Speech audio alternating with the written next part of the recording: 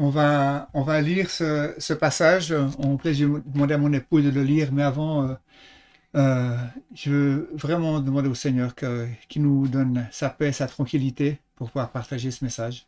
Et je veux te demander de nous donner la paix, la tranquillité, Seigneur, pour pouvoir t'honorer dans ta parole.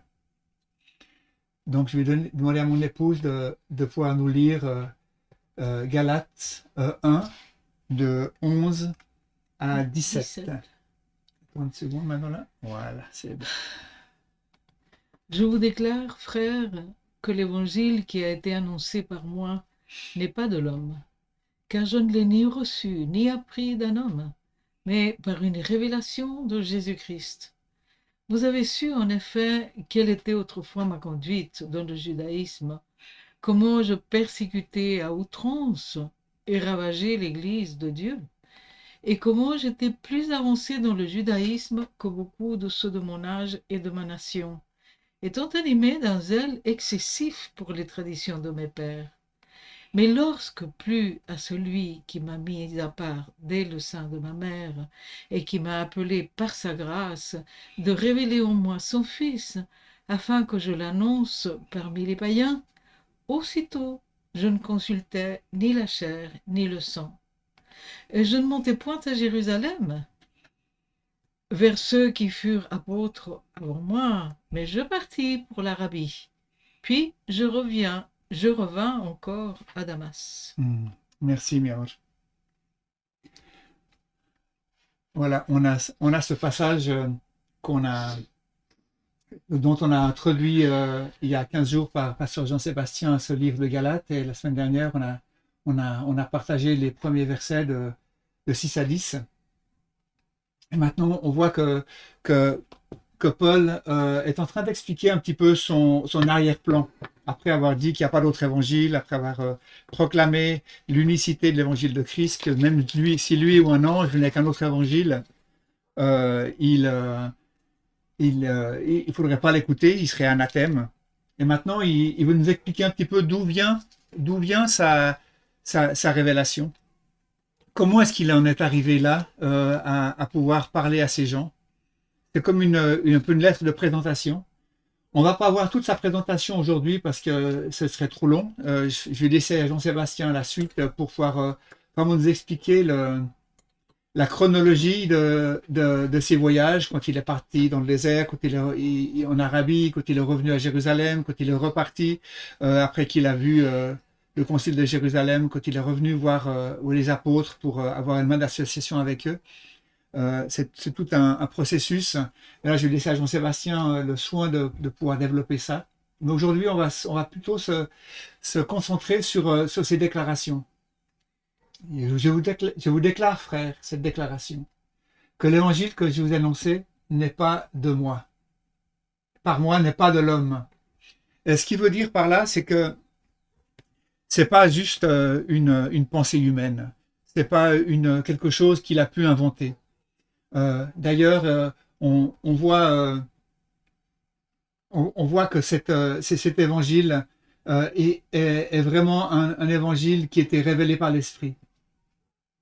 Comme il dit, moi, mais comme il est écrit, ce que l'œil n'a pas vu, ce que l'oreille n'a pas entendu, c'est ce qui n'est point montré au cœur, ce qui n'est pas monté au cœur de l'homme. Dieu l'a préparé pour ceux Qu'il qu'il aime. aime. Dieu nous l'a révélé par l'Esprit, car l'Esprit sonde tout, même les profondeurs de Dieu. C'est quelque chose qui n'est pas quelque chose que l'homme aurait pu inventer. C'est quelque chose que Dieu a inspiré, a mis en place. L'évangile, c'est une folie pour ceux qui périssent. C'est quelque chose qui ne correspond pas du tout, mais du tout à la pensée de l'homme. C'est de penser que Dieu lui-même puisse s'incarner, que Dieu lui-même puisse venir en Jésus-Christ sur la terre, marcher, nous enseigner, et en plus, et ensuite mourir pour nous, pour nos péchés. C'est quelque chose qui était pas, mais pas du tout dans la tradition juive, quelque chose qui était en filigrane dans l'écriture.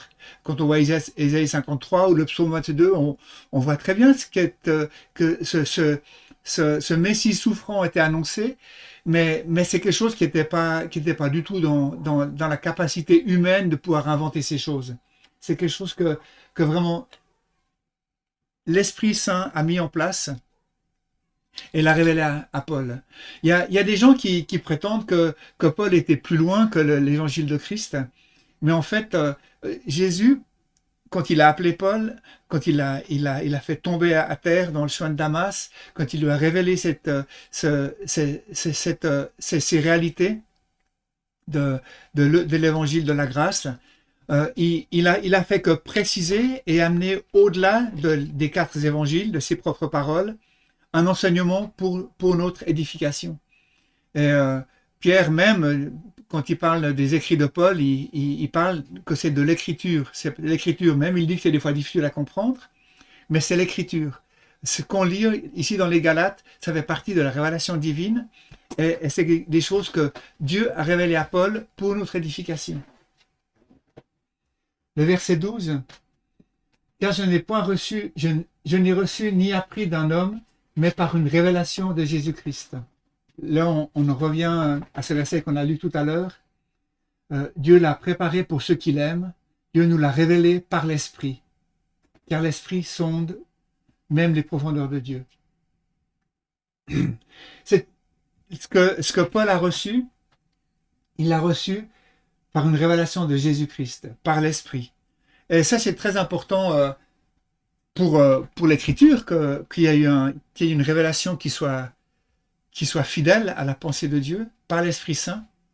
Mais cette révélation par l'Esprit qui a amené Paul à la conversion, c'est aussi quelque chose qui est indispensable pour nous, pour les gens pour qui on prie. S'il y a pas de révélation par l'Esprit, s'il n'y a pas de réalité, d'une révélation, d'une conviction de péché, de justice et de jugement par l'Esprit Saint, pour les gens pour qui on prie, s'ils se convertissent simplement parce qu'ils ont compris quelque chose intellectuellement, ils ne seront pas sauvés. Il faut vraiment qu'il y ait une révélation de Jésus-Christ. Et ça, c'est un point qui est très important sur lequel je vais souligner. C'est que la conversion, comme la conversion de Paul, c'est une révélation de Jésus-Christ.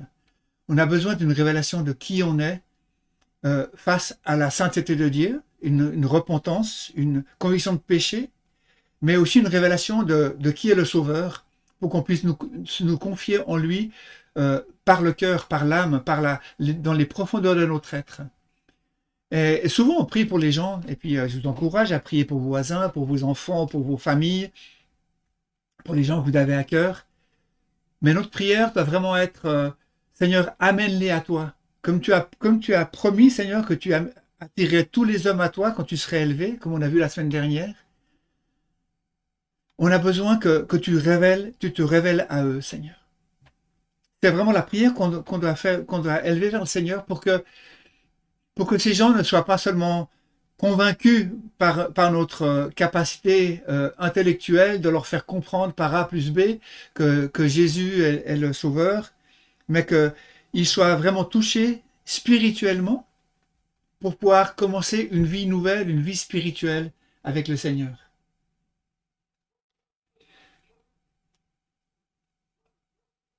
Le verset 13. Vous savez, tu me le dis maintenant, là, j'ai tellement de peine à lire. Oui. Vous avez su, en effet, quelle était autrefois ma conduite dans le judaïsme, comment je persécutais à outrance et ravageais l'Église de Dieu. Vous pouvez lire de Corinthiens 4, 5 à 7. De Corinthiens 4. Nous ne nous prêchons pas nous-mêmes, mais Jésus-Christ le Seigneur. Et nous nous regardons comme vos serviteurs à cause de Jésus. Car Dieu, qui a dit « La lumière brillera du sein des ténèbres », a fait briller la lumière dans nos cœurs. Mais nous portons ce trésor dans des vases de terre, afin que cette puissance extraordinaire soit attribuée à Dieu et non pas à nous. Et là, on voit que Paul, dans ce verset 13, il nous dit, vous voyez, comme ma conduite autrefois. Il donne un témoignage de sa marche. Il raconte comment il persécutait l'Église, comment il était avancé dans le judaïsme.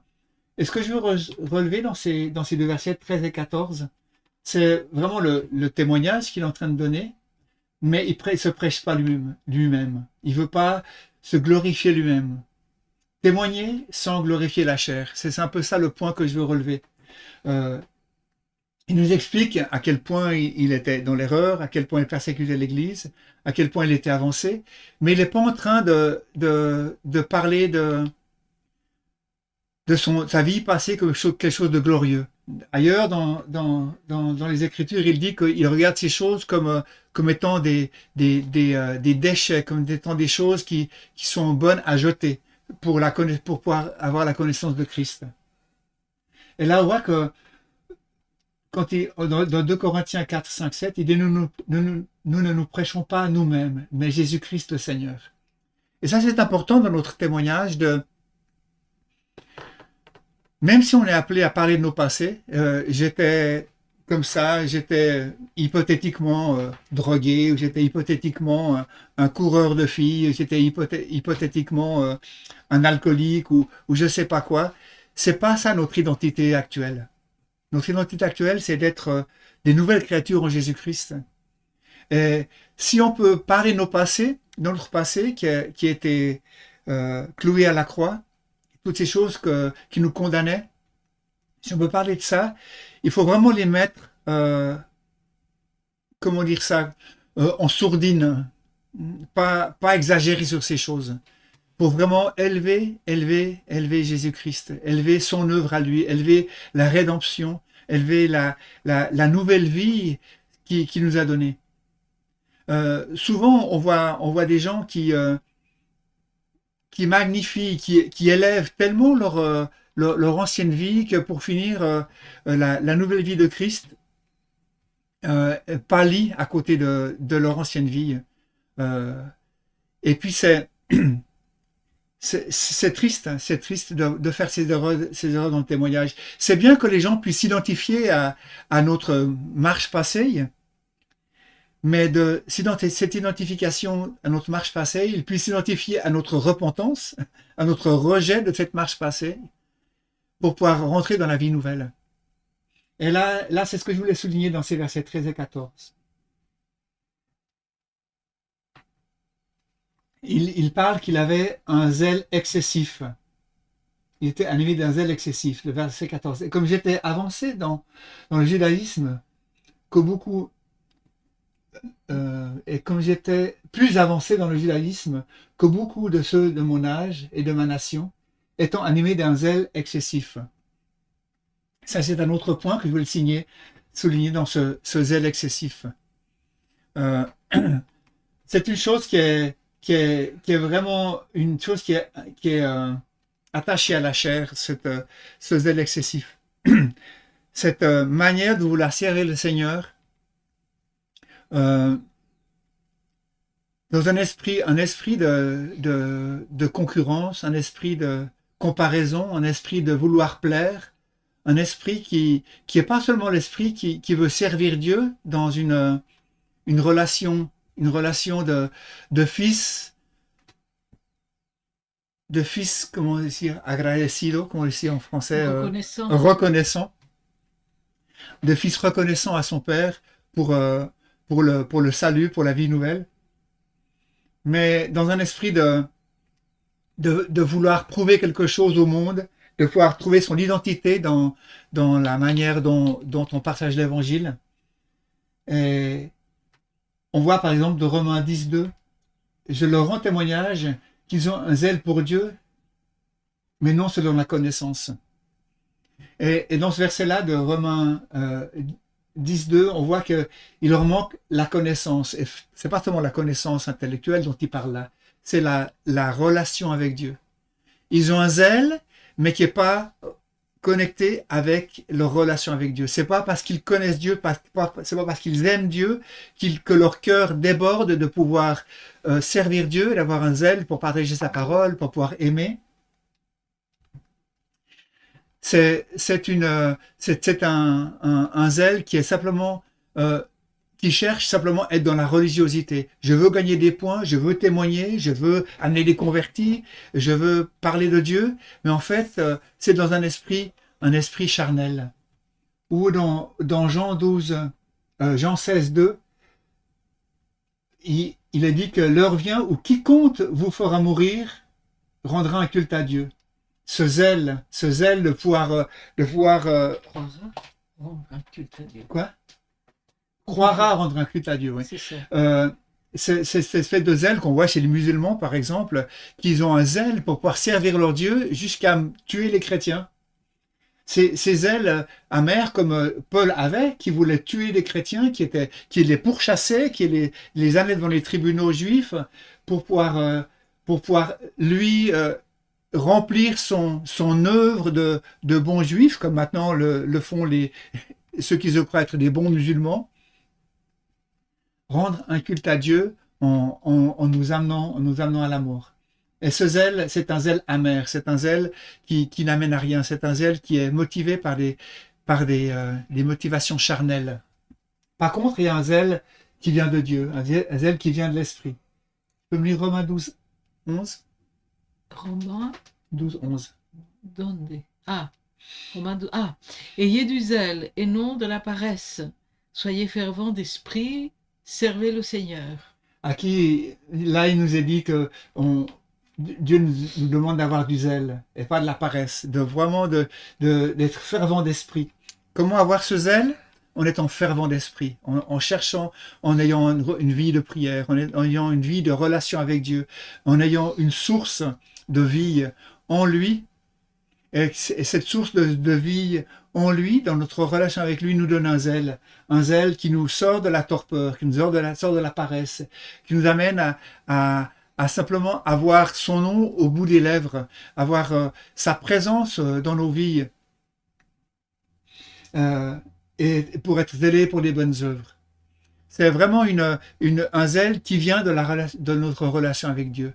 Ce n'est pas un zèle qui vient de notre besoin de briller, de notre besoin d'être meilleur que le voisin, de notre besoin de remplir ce qu'on pense devoir faire pour être accepté par Dieu. C'est un zèle qui vient de notre relation avec Dieu, qui génère en nous des bonnes œuvres, comme on voit en Éphésiens 2:10, qui nous a créés en lui pour des œuvres, des bonnes œuvres préparées d'avance.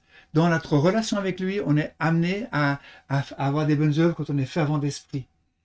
Tite 2,14. Il s'est donné lui-même pour nous, afin de nous racheter de toute iniquité et de se faire un peuple qui lui appartienne, purifié et zélé pour les bonnes œuvres. Il s'est donné lui-même pour nous, afin de nous racheter de nos iniquités. On vient de quelque part, on était rachetés, on est des nouvelles créatures. Il a fait de nous un peuple qui lui appartiennent, purifiés à cause de la croix et zélés pour les bonnes œuvres. Encore une fois, un zèle qui vient de l'œuvre de Christ, qui vient de la réalité de notre relation. 2 Corinthiens 7, 11. Et voici cette même tristesse selon Dieu. Quel empressement n'a-t-elle pas produit en vous? Quelle justification, quelle indignation, quelle crainte, quel désir ardent, quel zèle, quelle punition. Vous avez montré à tous égards que vous étiez purs dans cette affaire. Ici, on voit cet épisode dans 2 Corinthiens où Paul parle de cette difficulté qu'ils ont eue dans l'Église, où ils ont dû mettre à part un homme qui était empêché d'adultère, et Paul a dû frapper fort sur la table pour mettre de l'ordre dans l'Église. Il les a repris. Et on voit ici que cette humiliation qu'ils ont eue a créé en eux un zèle. Et ce que je veux relever par ce verset-là, c'est que vraiment quand Dieu agit dans nos vies, quand il y a même des corrections dans nos vies, ça crée en nous un empressement, ça crée en nous un désir d'avancer. Ça met en nous, ça nous recentre en fait dans l'œuvre que Dieu veut faire dans nos vies. Et ce zèle, qui est des fois créé à cause de difficultés où on revient à Dieu. Ça me fait penser à ce verset que j'ai partagé la semaine dernière quand Dieu nous demande dans l'Apocalypse 2 de revenir à notre premier amour, de revenir au centre de la relation avec Dieu. Et des fois, on a besoin de ça. Des fois, on a besoin que Dieu nous ramène nous ramène à cause, quand on a des difficultés, quand on a des errances loin du centre de sa volonté. Quand il nous ramène par, dans la grâce, il nous ramène euh, par son bâton de bon berger qui nous ramène dans le centre du troupeau et il nous ramène dans notre appel, il nous ramène dans ce qu'il veut faire dans nos vies, il nous ramène dans la relation qu'il veut avec nous. Quand on était éloigné, on n'avait plus de communication fluide avec lui à cause de la difficulté, à cause du péché, à cause de notre, notre manière de vivre. Et il nous ramène au centre du troupeau, nous ramène à l'intérieur de sa volonté pour pouvoir nous conduire dans les bonnes œuvres. Et puis ça, des fois, c'est, euh, c'est salutaire pour nos vies. Et ça crée un zèle. Quel empressement, il dit, quel empressement n'a-t-elle pas produit en vous? Cette correction vous a amené un empressement. Cette correction vous a amené un désir fervent de me servir. On va continuer dans le verset 15. Tu peux lire maintenant le verset 15, Il est où? la page d'après. Ah. Mais lorsque plut à celui qui m'avait... Lorsqu'il plut. Hein? C'est Lorsqu'il... bon? Ouais, vas-y. Lorsqu'il plut à celui qui m'avait mis à part dès le sein de ma mère et qui m'a appelé par sa grâce, de révéler en moi son Fils, afin que je l'annonce parmi les païens, aussitôt je ne consultais ni la chair ni le sang. Et je... N'arrête pas là, c'est bon. Lorsqu'il plut à celui qui m'a mis à part dès le sein de ma mère et qui m'a appelé par sa grâce. Là, on arrive dans un autre sujet c'est une doctrine qui est bien importante, la réalité de la connaissance de Dieu, de nos vies dans le sein de notre mère. C'est quelque chose qui est pas à la mode maintenant dans notre société où on parle d'avortement, où on parle d'une masse informe. Mais cette masse informe, quand elle était dans le sein de notre mère, Dieu la connaissait. On peut lire le psaume 139, par exemple, de 13 à 16. C'est toi qui as formé mes reins, qui m'as tissé dans le sein de ma mère. Je te loue de ce que je suis une créature si merveilleuse. Mon corps n'était point caché devant toi, lorsque j'ai été fait dans un lieu secret, brodé dans les profondeurs de la terre. Quand je n'étais qu'une masse informe, tes yeux me voyaient, et sur ton livre étaient tous inscrits les jours qui m'étaient destinés, avant qu'aucun d'eux n'existât. Cette déclaration de David, dans le psaume 139, il parle d'une masse informe. Et souvent, l'argument des gens qui sont pro-avortement, c'est « Ah, mais c'est juste une masse informe, c'est des cellules ». C'est vrai qu'au début de la conception, il y a quelques cellules qui se multiplient, ça n'a pas encore une forme de bébé, mais quand il était une masse informe, David, Dieu le connaissait déjà. Il l'a brodé, j'aime bien ce terme, il l'a brodé dans le sein de sa mère. Pour moi, la broderie, c'est moi qui ai des mauvaises vues, c'est vraiment quelque chose qui tient de l'infiniment petit, de la précision, de l'attention. Une broderie pour avoir à la fin, quand on prend un peu de recul, qu'on voit l'œuvre complète, qu'on voit la réalité du but de cette œuvre artisanale. On peut voir à la fin quelle était l'intention. Mais quand il y a de la broderie, quand on a les yeux sur le petit détail, ce que Dieu fait, on voit pas forcément l'œuvre complète. Et dans cette pensée d'être pour la vie et pas être pour la mort des fœtus, on voit que Dieu, il brodait, il était en train de regarder les petits détails de la conception de cet enfant pour l'amener à la fin dans une œuvre complète qui était une vie parfaite au moment de la naissance. Jérémie 4, 5. 4 et 5. Jérémie 1, 4 et 5. La parole de l'Éternel me fut adressée en ces mots. Avant que je t'eusse formé dans le ventre de ta mère, je te connaissais.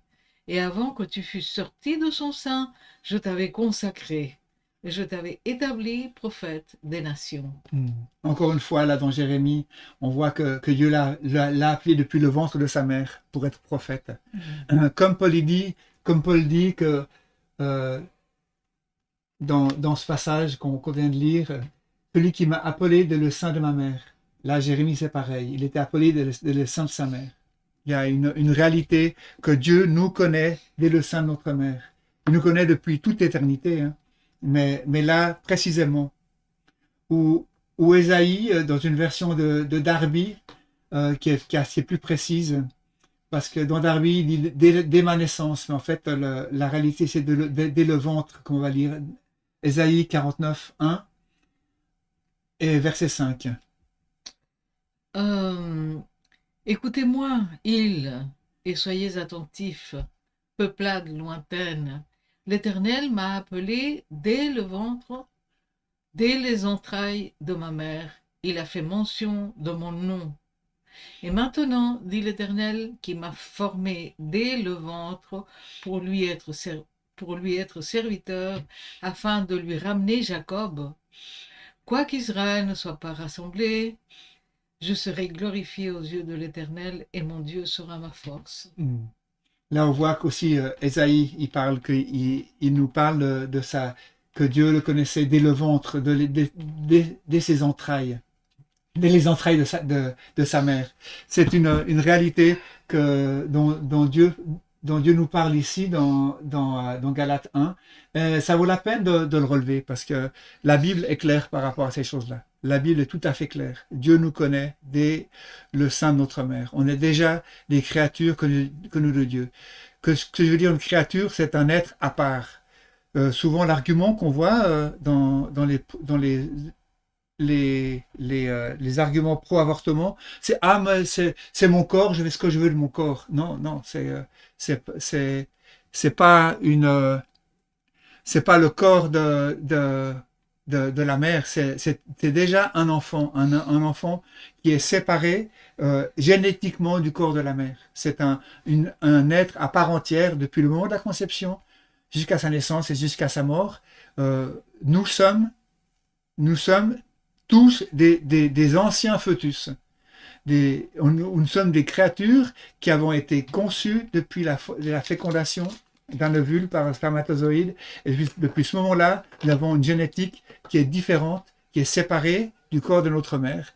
Et cet être nouveau, Dieu le connaît. Dieu le connaît, Dieu l'a voulu. Et il le souligne ici dans l'Écriture. Et ça valait la peine, je pense, de s'arrêter là-dessus. On va au verset 16. Il a dit, par sa grâce, il a pu de révéler en moi son Fils, afin que je l'annonçasse parmi les païens. C'est ce qu'on a déjà vu tout à l'heure, cette nécessité d'une révélation de son Fils, cette révélation de Jésus-Christ dans nos vies, dans la vie de ceux pour qui on prie. Il revient là-dessus, sur ce qu'on vient de lire tout à l'heure, par rapport à quand il dit je me suis pas converti par une révélation des hommes, mais par une révélation de Jésus-Christ au verset 12. Il revient là-dessus. Il a plu à Jésus de révéler en moi son Fils, de vraiment faire naître cette vie nouvelle, la vie de Christ en nous. Il a mis en nous sa vie. Et c'est cette révélation qui est vraiment une révélation clé pour la conversion. Je ne consultais ni la chair ni le sang. Encore une fois ici, on revient dans le même thème. C'est pas la logique humaine qui l'a amené à conclure que Jésus était Seigneur, que c'est vrai que l'Évangile était vrai, qu'il allait considérer ça après avoir étudié. Non, il a pas consulté la chair et le sang. Il a eu cette révélation de Christ. Et puis, il a foncé dans la direction qu'il a reçue de Dieu pour pouvoir prêcher l'évangile.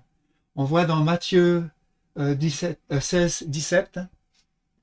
Ce ne sont pas la chair et le sang qui t'ont révélé cela, mais mon Père qui est dans les cieux. Là, on parle de Pierre quand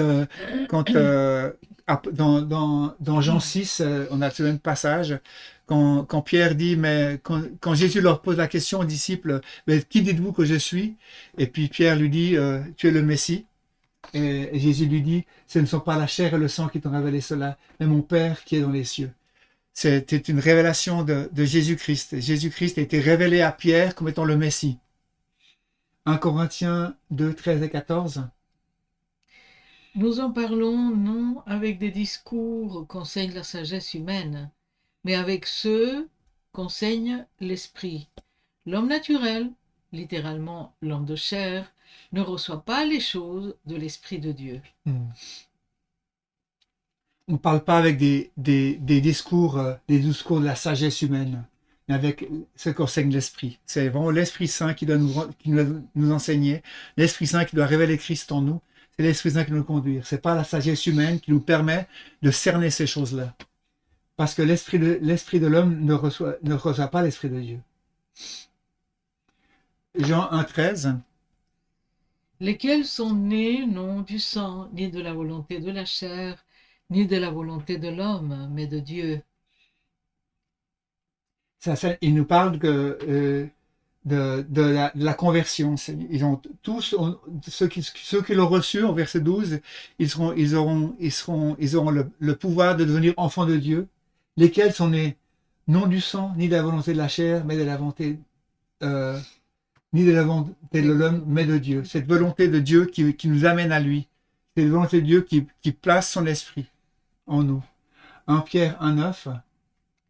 Vous êtes une race élue, une sacrificature royale, une nation sainte, un peuple acquis pour que vous annonciez les vertus de celui qui vous a appelé des ténèbres à sa merveilleuse lumière.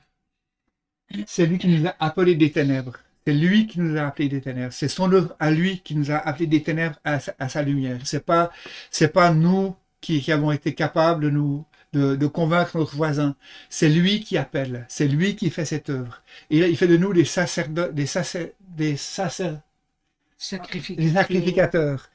Des gens qui sont, pour l'instant, des gens qui présentent Dieu aux hommes à travers de l'évangélisation. Mais le but dans notre évangélisation comme sacrificateur, c'est de les amener à eux rentrer dans ce peuple sacrificateur. C'est pas de faire des gens qui sont dépendants de notre capacité devant Dieu de pouvoir leur parler. Non, nous sommes appelés à les mettre en contact pour qu'ils soient eux-mêmes inclus dans ce peuple. Et c'est lui qui appelle. Il nous a acquis. Il nous a appelés. Apocalypse 1, 5 et 6. À celui qui nous aime, qui nous a délivrés de nos péchés par son sang, et qui a fait de nous un royaume et des sacrificateurs pour Dieu son Père. À celui qui nous aime, qui nous a délivrés de nos péchés. C'est lui qui a fait cette œuvre. Et qui a fait de nous un royaume des sacrificateurs. C'est lui qui a fait de nous un royaume. Encore une fois, je veux souligner l'œuvre de Dieu dans la conversion. Et c'est lui qui a fait de nous. C'est ça. C'est lui qui crée en nous cette capacité de pouvoir, à un moment donné dans notre vie, faire un bilan, voir son œuvre, voir discerner Christ et décider dans une balance parfaitement plate, où il met devant nous la vie et la mort, il nous appelle, il nous dit, choisis la vie et tu vivras. Choisis la mort et tu mourras. Et c'est ce que je veux insister dans ce passage, de tout ce passage, c'est vraiment l'œuvre de Dieu pour nous amener à Christ. L'œuvre de Dieu pour nous attirer, l'œuvre de Dieu pour révéler Christ, l'œuvre de Dieu pour faire de nous des nouvelles créatures. Et vraiment sortir de cette évangélisation où on essaye de convaincre à tout prix les gens, sans compter sur l'œuvre de Dieu dans la vie des gens qu'on veut évangéliser. Souvent, je me rappelle quand on évangélisait dans le sud de la France, qu'on était à Montpellier. Souvent, j'étais encouragé à prier en même temps qu'on partageait. Quand quelqu'un, on était souvent à 2 personnes, quand un partageait et l'autre priait. Seigneur, révèle-toi à cette personne. Seigneur, mais souligne, Seigneur, les paroles qui sont importantes pour sa vie. Donne à la personne qui parle, à mon frère ou à ma sœur qui parle, les mots précis qui vont pouvoir rentrer dans la vie de cet homme spirituellement, qui vont le convaincre par des paroles de connaissance que Dieu est vivant. Donne une onction, Seigneur, sur cette conversation pour que la personne qui est en face de nous, qui ne te connaisse pas, puisse recevoir, puisse discerner qu'il y a des paroles qui vont au-delà des paroles humaines, qu'on est dans une relation spirituelle, qu'il y a un message qui est puissant, qui conduit à considérer le péché, le salut, la rédemption, le message, la vérité du message. Et dans l'évangélisation ou dans nos relations simples dans la famille, si on a des fils, des amis, des sœurs, des frères, des voisins qui connaissent pas le Seigneur, d'avoir ce réflexe de vraiment remettre au Seigneur ces moments-là. On peut prier en même temps qu'on parle, on peut simplement élever nos cœurs à Dieu en lui disant Seigneur, je veux parler, j'ai un zèle qui vient de ma relation avec toi, j'ai envie de partager ta vie avec cette personne. Je sais que s'il ne te reçoit pas, il ne sera pas sauvé pour l'éternité, dans une éternité avec toi. Je veux vraiment, j'ai à cœur, je l'aime cette personne, et je désire que tu fasses une œuvre dans sa vie. Pas seulement par mes paroles sages, parce que je connais des versets, parce que j'ai appris, mais parce que j'ai envie, je veux vraiment qu'il y ait une relation qui commence entre lui ou elle et toi. Je ne veux pas continuer à être ce sacrificateur entre toi et cette personne. Je veux que vous vous connaissiez. Je veux que vous connaissiez l'un l'autre pour que tu puisses les amener de leurs ténèbres à ta magnifique lumière, à ta lumière resplendissante. C'est vraiment cette œuvre de vraiment présenter la fiancée au fiancé. Oui, c'est ce que je voulais partager avec vous ce matin. Et on va s'arrêter là. On va s'arrêter là pour aujourd'hui. Amen.